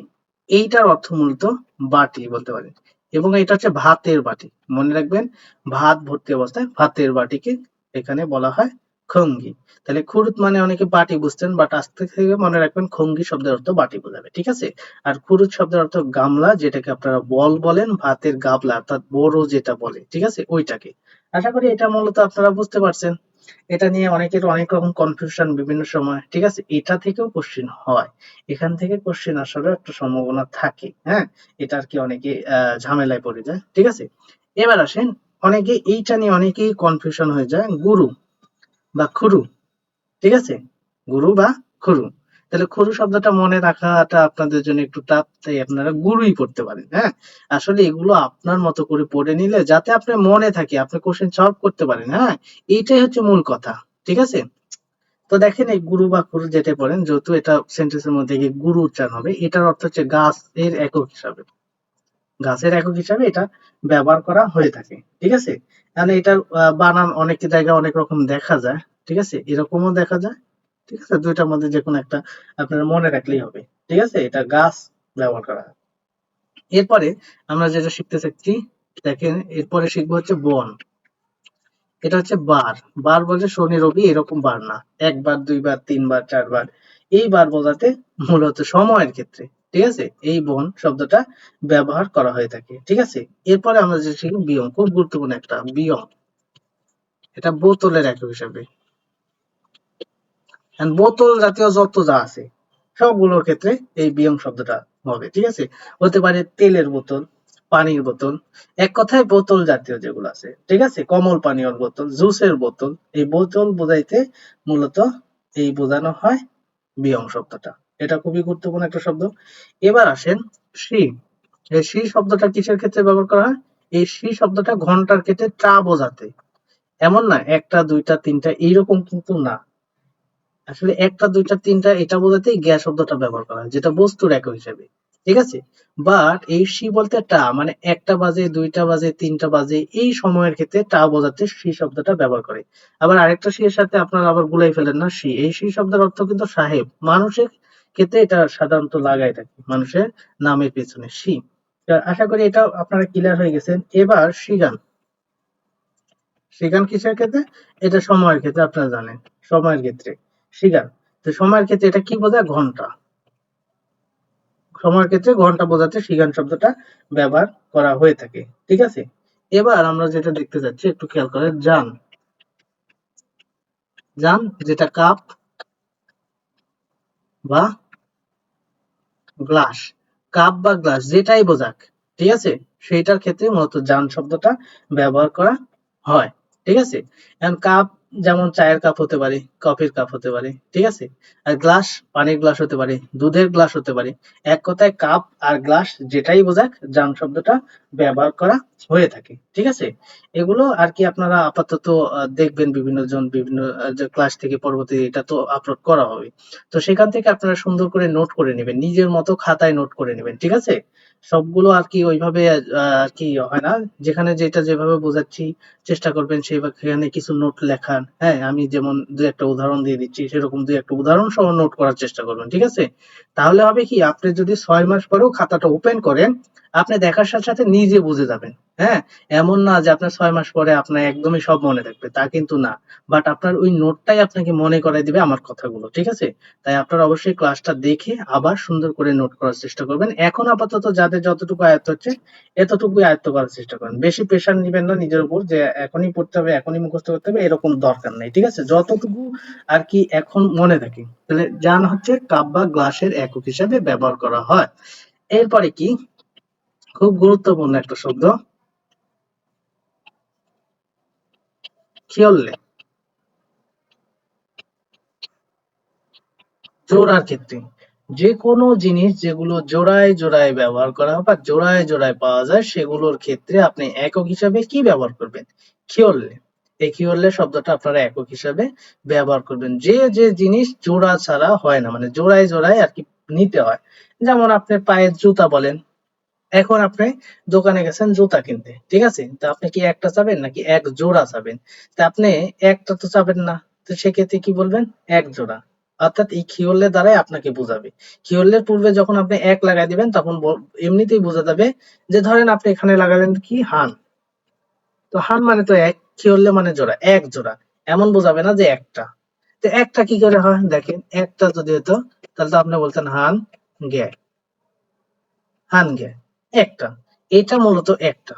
বাট যখনই হানখি হলে বলবে তখন মূলত এটা বোঝাবে এক জোড়া। এখন আপনার জুতা কিনতে গিয়ে আপনি বললেন হানগে, এটা তো আসলে হবে না, কারণ সেটা জোড়া, জোড়া বোঝাতে অবশ্যই কি হলে ব্যবহার করতে হবে। তেমন পা মোজা যেগুলো আছে, তারপরে আরো জোড়া জোড়া কোন কোন জিনিস পাওয়া যায়, কানের দুল, এগুলো তো জোড়া লাগে। ঠিক আছে, একটা পরে এরকম তো না, এখন এরকম ফ্যাশন বাইরে হয়নি বাংলাদেশে, হয়তো বা সামনে বেরও হতে পারে। হ্যাঁ, এটা একটা ফ্যাশন হয়ে যেতে পারে। তো যাই হোক, মূলত এই কি হলে শব্দটা অবশ্যই জোড়ার একক হিসেবে ব্যবহার করতে হয়, এটা কিন্তু খুব গুরুত্বপূর্ণ একটা শব্দ। ঠিক আছে, এরপরে আমরা একটা শব্দ শিখবো সং ই, সঙ্গী।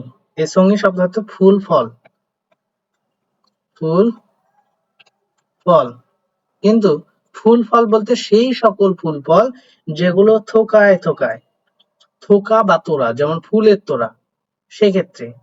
আবার ফলের তোড়া মানে ফলের থোকা, যেগুলো থোকায় থোকা হয়, যেমন আঙ্গুর ফলের থোকা হয় আপনারা জানেন, তারপরে কলার থোকা হয় বা ছড়ি হয়, এগুলোর ক্ষেত্রে মূলত এই সঙ্গী শব্দটা ব্যবহার করা হয়ে থাকে। এটাও গুরুত্বপূর্ণ একটা ব্যাকরণ। ঠিক আছে, এরপরে আমরা যেটা শিখতে যাচ্ছি সেটা আমি আগেই শিখিয়ে দিছি, সাল। এটা মানে কি বয়সের ক্ষেত্রে, বয়স অর্থাৎ বছর বোঝায়। ঠিক আছে?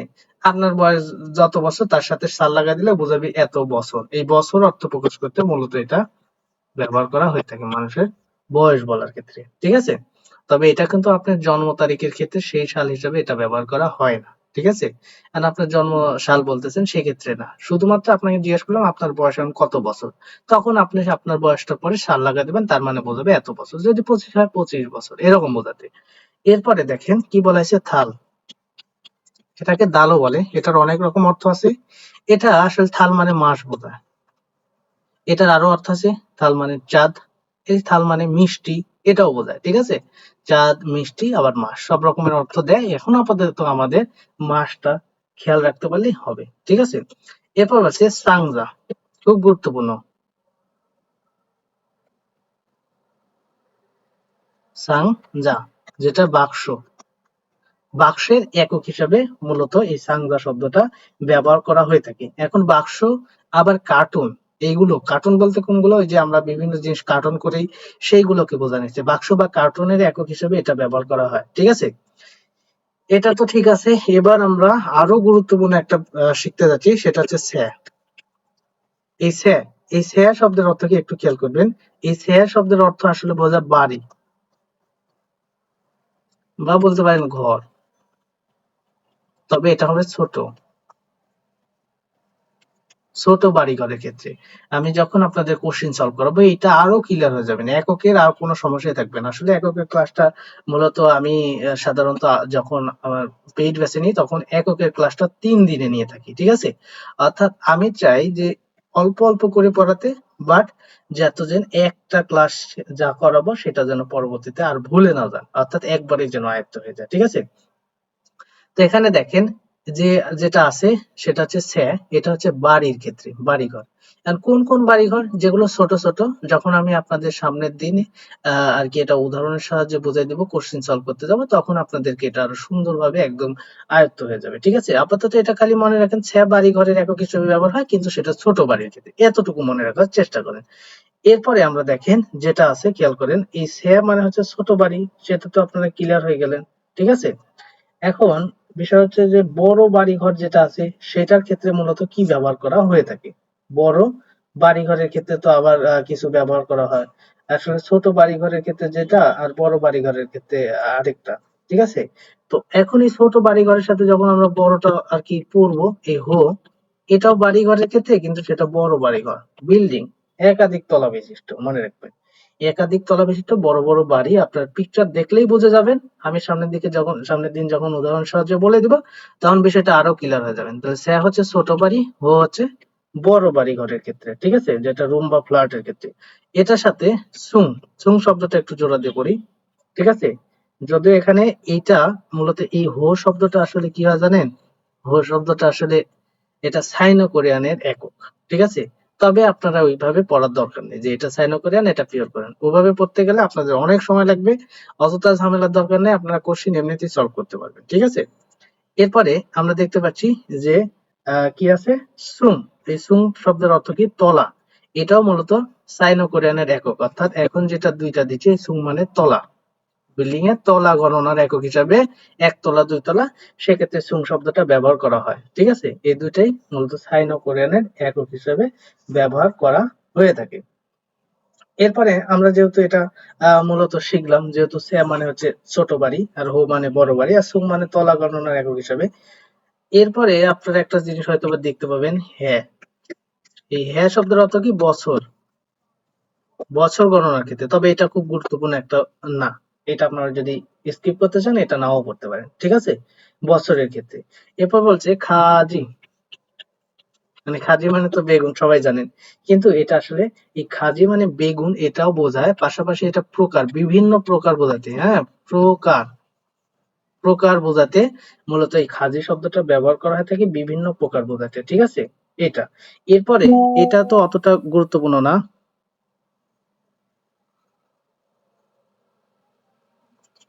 এটা মূলত অতটা গুরুত্বপূর্ণ না। তো এটার চাইতে গুরুত্বপূর্ণ একটা শব্দ যেটা একটু খেয়াল করেন, এটা ফাগুনি বা বাগুনি যেটা বলেন, তো ফাগুনি শব্দটা আর কি ভালো মতো আপনাদের মনে থাকবে, তাই ফাগুনি মানে কি ঝুড়ি। দেখবেন বিভিন্ন রকম ঝুড়িগুলা থাকে, ঠিক আছে? ওই ঝুড়িগুলা মূলত আর কি বোঝানোর ক্ষেত্রে মূলত এই ফাগুনি শব্দটা ব্যবহার করা হয়ে থাকে। তো এইটা মূলত আপনাদের জন্য একটু গুরুত্বপূর্ণ, কারণ অনেক টাইমে ঝুড়ি দিয়ে দেয় পরীক্ষায় এবং সেটার একক কি সেটা অথবা অনেকের মনে থাকে না, ঠিক আছে? তো এটা আপনারা একটু পড়তে পারেন, ফাগুনি বা বাগুনি যেটা যে মন চায় উচ্চারণ করতে পারেন। তো ফাগুনি মনে রাখলে আর কি আপনাদের খুব ভালো মনে থাকবে, ঠিক আছে? এরপরে আপনারা একটু খেয়াল করবেন, যেটা আর কি অনেক টাইমে পরীক্ষায় দেখা যায়, ফংজি, যেটা পলি ব্যাগ যেটা বলে, পলি ব্যাগ, পলিথিনের ব্যাগ বোঝায়, ঠিক আছে? পলি ব্যাগ মানে পলিথিনের ব্যাগ। এই পলিথিনের ব্যাগ ফংজি, ফংজি মানে পলিথিনের ব্যাগটাকে আর কি বোঝায়। তো এই পলিথিনের ব্যাগের চাইতে অর্থাৎ এখানে দেখালাম ফাগুনি বা বাগুনি যেটা গুরুত্বপূর্ণ, অর্থাৎ এগুলোর চাইতে আরো বেশি গুরুত্বপূর্ণ যেটা ব্যবহার করা হয় সেটা দেখেন এখন, ঝাড়ু। এটা কিসের? কলম, পেন্সিল এগুলোর একক হিসাবে। আরেকটা বিষয় হচ্ছে বেলচা, কলম, পেন্সিল, বেলচা চেনেন তো সবাই, বেলচা। এছাড়াও আপনারা ব্যবহার করতে পারেন রান্দা। এই রান্দাটা অনেকে নাও চিনতে পারেন। রান্দা হচ্ছে দেখবেন কাঠমিস্ত্রিরা কাঠ চাচার কাজে ব্যবহার করে রান্দা। এইগুলোর একক হিসাবে এই ঝাড়ু শব্দটা ব্যবহার করা হয়ে থাকে, ঠিক আছে? এটা খুবই গুরুত্বপূর্ণ একটা বলতে পারেন একক। এটা অত্যন্ত গুরুত্বপূর্ণ, তাই এটা খুব গুরুত্বের সাথে পড়বেন, ঠিক আছে? তাহলে ঝাড়ু, এটা হচ্ছে কলম, পেন্সিল, বেলচা, রান্না এগুলোর ক্ষেত্রে মূলত ব্যবহার করা হয়ে থাকে। এরপরে আপনারা একটা জিনিস হয়তো অনেকে বিভিন্ন জায়গায় পেয়ে থাকেন, ঠিক আছে? আমি একটু আপনাদের বেশি দেওয়ার চেষ্টা করতেছি, ঠিক আছে? এত একক পড়তে হয় না, এগুলো সাজেশনমূলক পরবর্তীতে আবার পাবেন, বাট এখন ক্লাস হচ্ছে আপনাদের বিস্তারিত, যেখানে মূলত কোনো জায়গায় আপনারা আর কি আটকায় যাবেন না, এমন এতগুলো একক আর কি আমার কাছে মনে করেন যে আছে, যেগুলো আপনাদের যদি বলি অনেক হয়ে যাবে, ঠিক আছে? তো এত দরকার নেই, আমি আরো কমাই দেবো পরবর্তীতে সাজেশন মূলক যখন দিব। আপাতত আপনাদের বোঝার সুবিধার্থে বিভিন্ন জিনিসগুলো আর কি দেখাই দিচ্ছি। এই ফোদে, এটা সমার্থক হিসেবে মাদে শব্দটা দেখবেন, যেটা বস্তা, এটাও গুরুত্বপূর্ণ, বস্তা। এটা মূলত ব্যবহার করা হয়ে থাকে। তারপরে আরেকটা শব্দ আছে সক, সক মানে নৌকা বা জাহাজ, এটা হবে নৌকা বা জাহাজ। নৌকা বা জাহাজের ক্ষেত্রে মূলত এটা ব্যবহার করা হয়ে থাকে। তাহলে ছক।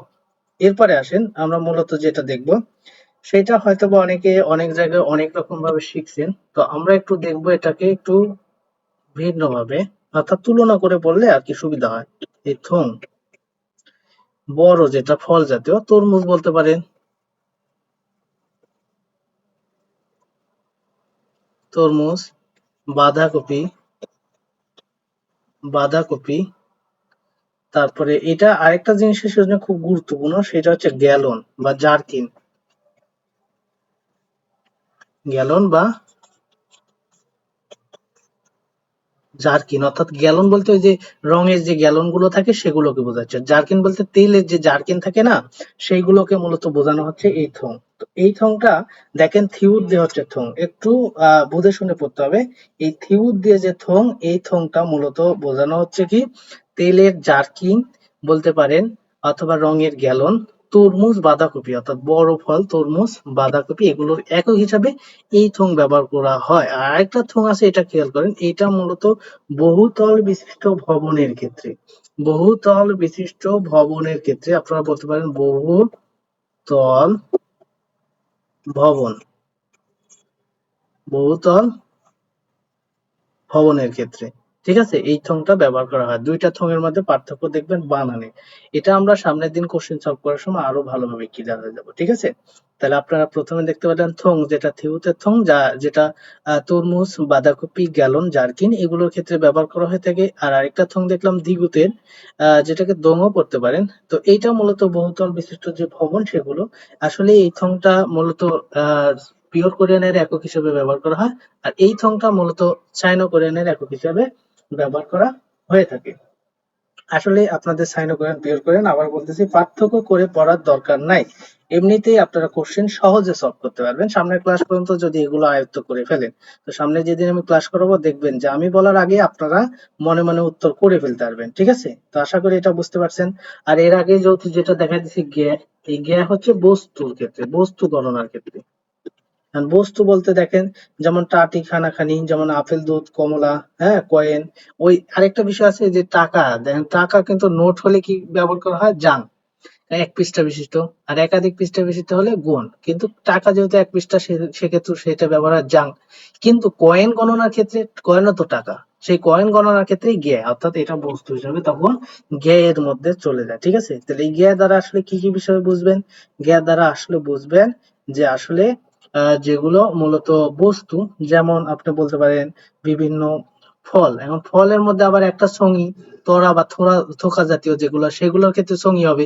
বাকি যেমন আপেল আছে, কমলা আছে, ঠিক আছে, এরকম ধরনের যেগুলো মনে করেন যে ফল, সেই ফলগুলোর ক্ষেত্রে বস্তুর মধ্যে চলে আসে, আর যেগুলো জ্ঞেয় হিসাবে ব্যবহার করা হয়ে থাকে। তাহলে তরমুজও কিন্তু একটা ফল ছিল, বাট ওইটা কিন্তু বড় ফল হিসাবে থং, থিউতে থং এর মধ্যে চলে গেছে। এই বিষয়গুলো একটু কম্পেয়ার করে আপনাদের আর কি পড়তে হবে। যদি এইভাবে একটু কম্পেয়ার করে পড়েন তাহলে বিষয়টা আপনাদের জন্য পরবর্তীতে খুব সুবিধা হবে। ঠিক আছে, এবার আসেন আমরা মূলত সাইন ও কোরিয়ানের যে এককগুলো আছে সেগুলোর মধ্যে যদিও অনেকগুলো বুঝিয়ে দিয়েছি অলরেডি, তো আর কিছু একটু বাকি আছে সেটা একটু দেখার চেষ্টা করবো। গ্যাওয়াল,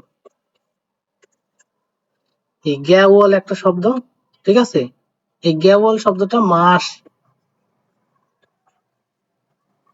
ওয়াল মানেও তো মাস বোঝায়, বাট গ্যাওয়াল শব্দটা আসলে মাস বোঝায়। একটু খেয়াল করেন, আমি একটু এক জায়গায় লিখেই দেখা দিই। ওয়াল মানেও মাস, এটা আসলে কেমন মাস, ওইটাও মাস এটাও মাস। আসলে যেটা শুধুমাত্র ওয়াল সেটা সাধারণত 1 মাস, 2 মাস, 3 মাস, 4 মাস, 5 মাস, এরকম ভাবে ধরেন। আপনি বললাম যে আসলে এরকম যে কোর্স আসলে কয় মাসে, 3 মাসে, ঠিক আছে, ঠিক আছে, এরকম বোঝাতে। কিন্তু এই ওয়ালটা আসলে ব্যাপ্তি বোঝাতে ব্যবহার করা হয়। ব্যাপ্তি বলতে কি বোঝাচ্ছে, ব্যাপ্তি বলতে এত থেকে এততম মাস পর্যন্ত, অর্থাৎ ধরেন জানুয়ারি থেকে ডিসেম্বর মাস পর্যন্ত, জানুয়ারি থেকে জুন মাস পর্যন্ত, এই যে একটা পেরিয়ড, একটা মনে করেন ব্যাপ্তি বোঝাচ্ছে, এততম মাস থেকে এততম মাস, একটা বিশাল একটা আর কি পেরিয়ড বোঝাচ্ছে, সেটা বোঝাতে গ্যাওয়াল ব্যবহার হয়। এটা মূলত কোশ্চেনে গেলে আরো ডাইরেক্টলি আর কি ডিরেক্টলি দেখবেন যে প্রশ্ন বোঝানোর সময় ওটা বলে দিলে বিষয়টা আর কি আরো ক্লিয়ার হয়ে যাবে। ঠিক আছে, তো এটা অবশ্যই বুঝে গেলেন, এটা নিয়ে আর কোনো সমস্যা নাই। এরপরে যেটা একটু দেখাবে, এই শব্দটা আপনাদের পরীক্ষা আসে, ইনবন। গুণ মানে তো মানুষ, এটা আপনারা জানেন, আবার গুণ মানে মিনিট হয়। তো আসলে ইনগুণ যখন একসাথে থাকে তখন জন প্রতি বোঝায়। অর্থাৎ দেখেন অনেক টাইমে হোটেলে যখন যান, ধরেন অনেকে সিঙ্গারা সমোসা বা আরো অন্য জিনিস যেগুলো আছে সেগুলো আর কি খাওয়ার জন্য অর্ডার দেন, তখন আপনারা বলেন যে জন প্রতি একটা করে দিন। এই যে জন প্রতি বোঝাতে মূলত ইনগুণ শব্দটা আসে। ঠিক আছে, বলতে পারেন যে সমোচা জন প্রতি 2টা করে দিন, অর্থাৎ বোঝাচ্ছে আপনারা যে কজন আছেন প্রত্যেকে 2টা করে দেওয়ার কথা। এইরকম আর কি জন প্রতি বোঝানোর ক্ষেত্রে ইনমন শব্দটা ব্যবহার করা হয়ে থাকে। আশা করি এটা বিষয়টা ক্লিয়ার হয়ে গেছে, এটা আর সমস্যার কথা না। এরপরে আপনারা এই যে একটু আগে দেখলাম সাল, সাল মানে বয়স, বছর বোঝাতে, অর্থাৎ আপনাকে ডিরেক্টলি জিজ্ঞেস করলাম আপনার বয়স কত, সেক্ষেত্রে আপনি বললেন 20 বছর, ওই বছর বোঝাতে সাল ব্যবহার করা হয়। বাট যখন আপনার জন্ম সাল বলতে যাবেন তখন আপনি সেটা ব্যবহার করবেন নিয়ন, সেক্ষেত্রে ব্যবহার করবেন কি, নিয়ন। ঠিক আছে, এটা মূলত আপনার ক্লিয়ার হয়ে গেলেন। আর এরপরে গুণ মানে কি, গুণ মানে মিনিট। ঠিক আছে, গুণ মানে কি, মিনিট প্রকাশ করে। আর আরেকটা সো মানে সেকেন্ড বোঝায়, এটা আপনারা হয়তো অনেকে জানেন, সো মানে সেকেন্ড, গুণ মানে মিনিট। ঠিক আছে, আর আরেকটা সি মানে তো ঘন্টা, সেটা তো এর আগে দেখাইছি ঘন্টার একক হিসাবে। এটা আশা করি সমস্যার কথা না। তো মোটামুটি এগুলো আপনাদের মোটামুটি সবগুলো ক্লিয়ার করে দিলাম, এককের যা ছিল। আশা করি যতগুলো আমি দেখানোর চেষ্টা করেছি বা যতগুলো আপনাদের দেখাইছি একক নিয়ে, যেখান থেকে যেভাবে কোশ্চিন আসুক এর মধ্যেই থাকবে। অর্থাৎ এতগুলো পড়া লাগবে না, যখন সাজেশনমূলক হিসাবে শেষ মুহূর্তে গিয়ে আপনাদের এককের জন্য ক্লাস নেব বা আপনাদের সাজেশন দেব যে এই এককগুলোকে বেশি ফোকাস করবো। এখনো আমি আপনাদের বেশ কিছু অলরেডি দেখাই দিছি যে এগুলো গুরুত্বপূর্ণ, এগুলো পরীক্ষা আসে। হ্যাঁ, আর কি ওরকম ধরনের একটা সাজেশন মূলক আসবে। তবে এগুলো আর কি আপনাদের টাচ দিয়ে রাখলাম যে এরকম এরকম ব্যাকরণে অনেক সময় বা এরকম এরকম এককের অনেক সময় আর কি কোশ্চেন দেখতে পাওয়া যায়। তো আজকে মূলত আপনাদের শুধুমাত্র একক যেগুলো ছিল সেগুলো সম্পর্কে একটু টাচ দিয়ে দিলাম। ক্লাসটা ইউটিউবে দিয়ে দিব। আপনারা সেখান থেকে এককগুলো সুন্দর করে খাতায় কষ্ট করে নোট করে নেবেন। তাহলে কষ্ট না করলে কেষ্ট মেলে না, এটা আপনারা জানেন। তো কষ্ট করে সুন্দর করে আপনারা নোট করে নেবেন। নোট করে নেওয়ার পরে আপনারা পুরো সপ্তাহের মধ্যে এটা কভার করার চেষ্টা করবেন, সেই সাথে গণনাগুলো কভার করার চেষ্টা করবেন। যারা মূলত এটা করতে পারবেন তারাই মূলত সামনে যে ক্লাসটা আমি করব বা আমি করাবো সেটা খুব সুন্দরভাবে, এক কথায় আর জীবনে কখনো একক নিয়ে আপনাদের কোনো টেনশন থাকবে না। কিন্তু কখন, যখন এগুলো আপনারা মোটামুটি আয়ত্ত করে ফেলবেন। এখন যদি আয়ত্ত না করে এসে ক্লাসে ঢুকেন তাহলে হয়তোবা বুঝবেন, কারণ আমি আমার ক্লাসে যদি কেউ নাও পড়ে থাকে তার তার মাথা তো কিছু ঢুকাই দেওয়ার চেষ্টা করি। কিন্তু আমি বলি কি, যে ক্লাসটা একবার করবেন ওই ক্লাসটা যেন দ্বিতীয়বার আর করার না দরকার, আপনার সময়টা আর ব্যয় না করা। এখন যেগুলো আমি তৈরি করে দিয়ে যাচ্ছি এগুলো মনে করেন যে পরবর্তীতে খালি কোশ্চেন সলভ করবেন, বিভিন্ন অ্যাপসে ঢুকবেন, পরীক্ষা যখনই সামনে আসবে আপনি চট করে অ্যান্সার করে ফেলতে পারবেন। তো সেভাবে প্রস্তুতি গ্রহণ করেন। আজকে মূলত অনেক সময় আর কি 9:30 বেজে গেছে, অনেক সময় লাগছে, যেহেতু বড় একটা টপিক ছিল এখানে মূলত সাধারণত দেখেন যতগুলো জিনিস আপনাদের বোঝাইলাম, আপনাদের যে পিওর কোরিয়ানটা ছিল এটা সাধারণত আমার পেইড ব্যাচে 3টা ক্লাসে নিই। এরপরে একক যেটা আছে এটাও মূলত প্রায় 3টা ক্লাসে আসে। এরপরে ধরেন যে দেখা যাচ্ছে এককের যে কোশ্চেন গুলো আছে সেগুলো সলভ করে দিয়ে বোঝাই দেওয়ার চেষ্টা করি একদিনে। এরপরে একটা কোশ্চেন দেওয়া হয়, সেই কোশ্চেনটার উপর পরীক্ষা দেয়। দেওয়ার পরে সেই কোশ্চেনটা আবার একবার সলভ করে দেওয়া হয়। এরপরে মনে করেন যে এতগুলো ক্লাসের পরে মনে করেন যে দেখা যাচ্ছে যে এই একক সম্পর্কিত আর কোনো সমস্যা থাকে না, কিন্তু আপনাদের সাথে তো ওইরকম সুযোগ আসলে নাই। যার কারণে দেখা যাচ্ছে একটা ক্লাসের মধ্যে অনেক টপিক গুলো বোঝানোর চেষ্টা করছি, হয়তোবা আপনারা একবারে এতগুলো আসলে মুখস্থ হয় না, নতুন যারা আছেন তাদের মাথার উপর দিয়ে যাবে এটা স্বাভাবিক। তবে আপনারা ক্লাসটা দেখে অল্প অল্প করে আর কি পড়ার চেষ্টা করবেন, এমনটা না যে আপনাকে একদিনে সব পড়তে হবে। ঠিক আছে, এখানে মূলত আমি আপনাদেরকে যা দিছি এটা মূলত প্রায় বলতে পারেন 1 মাসের, অনেক কোচিং সেন্টারে প্রায় 1 মাসের একটা টপিক। ঠিক আছে, কারণ বিভিন্ন কোচিং সেন্টারে তো একদিন পর পর ক্লাস হয়। ঠিক আছে, বা অনেক কোচিং সেন্টারে আবার একদিনে দিয়ে দেয়, কিন্তু আসলে একদিনে দিলে তো সেটা মাথায় যাইতে হবে। ঠিক আছে, খালি দিলে তো হবে না, যে পড়বে তারও নিতে হবে বা পড়াটা ঠিকঠাক হতে হবে। তো যাই হোক, যেহেতু আপনাদের সাথে আমার ক্লাসের অত সুযোগ নাই প্রতি শুক্রবারে একটাই, তাই যারা আজকে আপাতত ক্লাসে জয়েন করছেন, ক্লাসে যারা জয়েন করেন তারা হয়তো বা কোনো প্রশ্ন ওইভাবে করেন না, কিন্তু যারা ক্লাসে জয়েন করেন না তারা বিভিন্ন রকম প্রশ্নগুলো করেন।